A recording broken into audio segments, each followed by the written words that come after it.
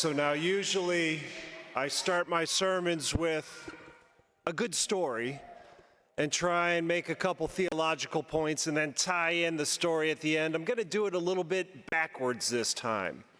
I'm going to start out with the theology and then tell you the story, actually the two stories that kind of back it up and then tie it all together at the end.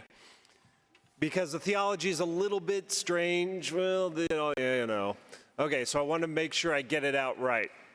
So what I'm going to talk to you today about is called the hypostatic union of the two natures of Christ in one subsistence or person. All right? I'm only going to spend 60 seconds doing this. But the idea is that this first part, not the sermon. So the idea is that Christ is fully human and fully divine, two completely separate, distinct natures. They are hypostatically, don't ask me what that means, nobody knows, even me, all right, joined together. The word hypostatic comes from Greek hypostasis. Nobody knows what stasis really means. It's not really a substance, a substantia. That's a little bit too out there. You know, what substance is the wall made out of? All right? It's not really an instance. That's a little bit too concrete. We use both those words in theology. All right, substantia and ousios. This is a subsistence. It's a little bit in between. Okay? Person has been used. Two distinct natures, one complete person. All right. It gets a little bit complicated. And the Greek church and the Roman church were at loggerheads over this for a little while too, maybe still are as far as I know. All right, the hypostatic union of Christ. Don't get knocked that we don't completely know it. It's also called the mystical union. All right, and that might give us a little bit of help there. Okay, so here we go. In the first reading, we see the divine nature of this person who is going to be presented at the temple. And let me get the right reading.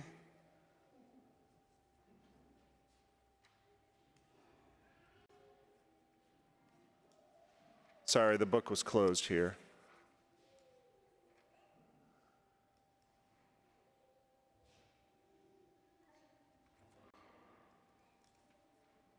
All right, I can't find it.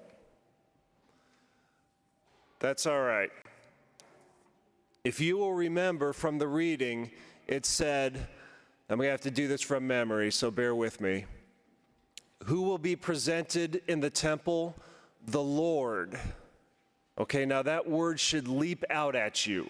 It leaps out at you with the word divinity. The word Lord in the Old Testament, we're Prophet Malachi, Old Testament. The word Lord is only used as a stand-in for YHWH, and that is Yahweh. Now, technically, I'm not allowed to say that name here from the pulpit. It's a little bit disrespectful to our Jewish brethren who never say that word, so I'm only going to say it once. But I want to say it to show you how grave this is for Malachi to say, the one who will be presented, the anointed one. And by the word, the anointed one is an English translation of the word Messiah. The Messiah who will be presented at the temple is the Lord. And it's capital L and then the little smaller capital O, capital R, capital D. Okay, that's how they say that name in the Old Testament, in our English translation. God, fully divine. I mean, it is right there. When I was rereading this, it just leaped out at me with its divinity. And it's not just a typo, because it goes on to describe all the divine things going on, and the winnowing and the fire. And yeah, it's a very divine image if you go and reread it. Okay, a little story to back this up. So I had a cousin, and he, big guy from Nebraska, actually played football at the University of Nebraska, late 70s, early 80s, and then went on and did a stint in the Peace Corps down in southern Africa somewhere. And he said the locals just thought it was hilarious, because this was an agrarian culture there, thought it was hilarious that he knew how to handle livestock, because he'd grown up on a farm. And they thought it was really funny because the way he handled livestock was, he'd push them around and talk to them in English, and they would do what he said. And they all thought this was hilarious because, no, this is all wrong. You push them around and talk to them in Swahili, and then they do what you say. And they said, we don't understand how you're doing this. You push them on the shoulder joint and say this word in Swahili, and that means go to the left. You see, here, it works. And he would do it in English, and it would still work. And yeah, there's a little bit of humor there, but the idea is that the livestock know who's in charge. They don't do this if another cow bumps them in the shoulder, they bump it back. All right? But when someone who knows how to handle livestock is in the pen, they know that, and they follow. All right, the second reading. So the second reading is the one that explains the humanity of Christ. And unfortunately, since I couldn't open it, I'm trying to get the exact phrase. Thank you. In Hebrews, this is awesome. All right, so in the letter to the Hebrews, the phrase is, okay, and I don't also have my reading glasses on me, and this is killing me. All right. When sermons go south. All right, here we go.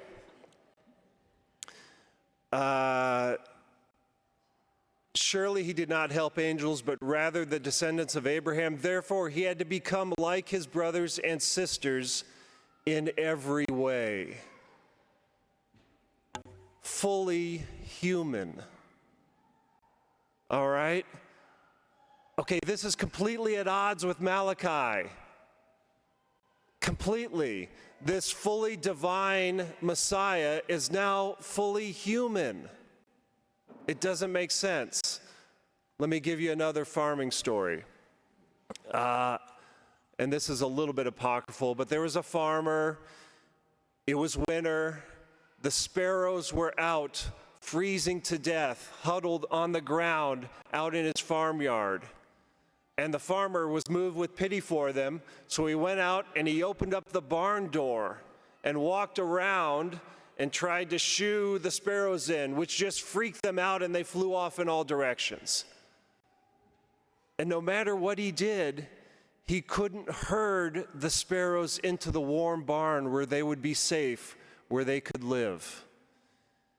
And he gave up reluctantly and said to himself, I guess if I was a sparrow, I could lead them in myself, but that would be the only way it would work.